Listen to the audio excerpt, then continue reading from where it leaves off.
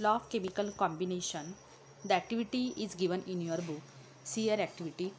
Apparatus, conical flask, test tube and balance, etc. Chemicals, calcium chloride, sodium sulfate, calcium oxide and water, etc. Activity first. Take 56 gram calcium oxide in a large conical flask. Put 18 gram of water in it. Observe what happens. Measure the mass of the substance formed. What similarity do you find? Write your inference.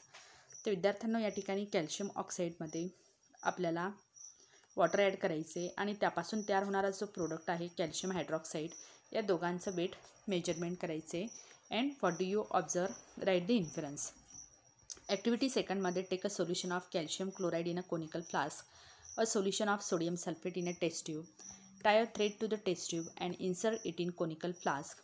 Seal the conical flask with an airtight rubber cork. Weigh the conical flask using balance.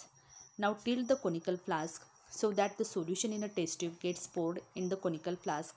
Now weigh the conical flask again. आता ही जी second activity आहे त्यासाठी एक diagram दिलेली आहे. By using diagram we study here. या ठिकाणी conical flask दाखवलेला आहे. कोनिकल फ्लास्कमध्ये आपण कॅल्शियम क्लोराईड सोल्युशन घेतलेले आणि टेस्ट ट्यूबमध्ये घेतलेले सोडियम सल्फेट सोल्युशन.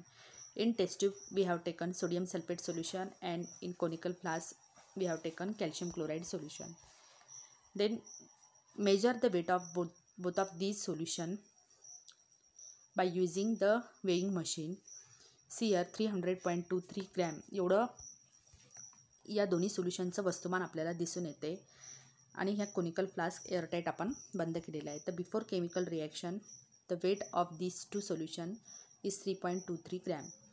त्यानंतर as shown in figure tilt the conical flask. तो कोनिकल फ्लास्कला या पद्धतीने तिरपे करायचे जेणेकरून सोडियम सल्फेट सोल्युशन जो आहे टेस्ट ट्यूबमधला या कॅल्शियम क्लोराईड सोल्युशनमध्ये ॲड होईल आणि केमिकल रिॲक्शन स्टार्ट होईल. So when sodium sulphate solution reacts with the calcium chloride, त्यापासून आपल्याला काय मिळते तर कॅल्शियम सल्फेटचा पांढरा प्रेसिपिटेट मिळतो आणि सोडियम क्लोराईडचं सोल्युशन मिळतं. So in sodium chloride solution we get the white precipitate of calcium sulphate. Now again weigh the solution 300.23 gram. या ठिकाणी अगेन आपल्याला वेट मिळतो. So before chemical reaction the weight of the reactants and after chemical reaction the weight of the product is same.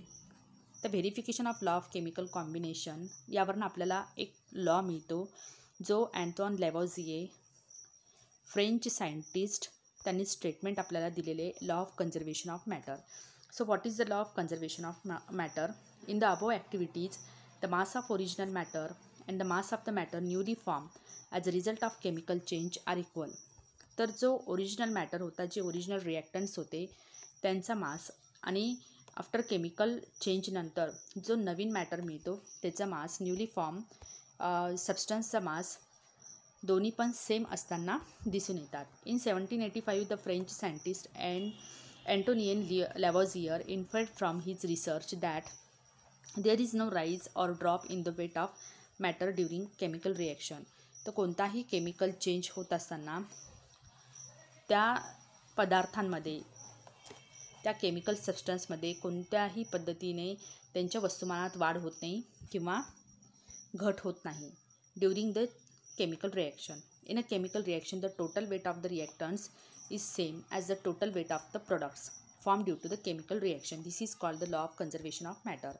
So students, what is the law of conservation of matter?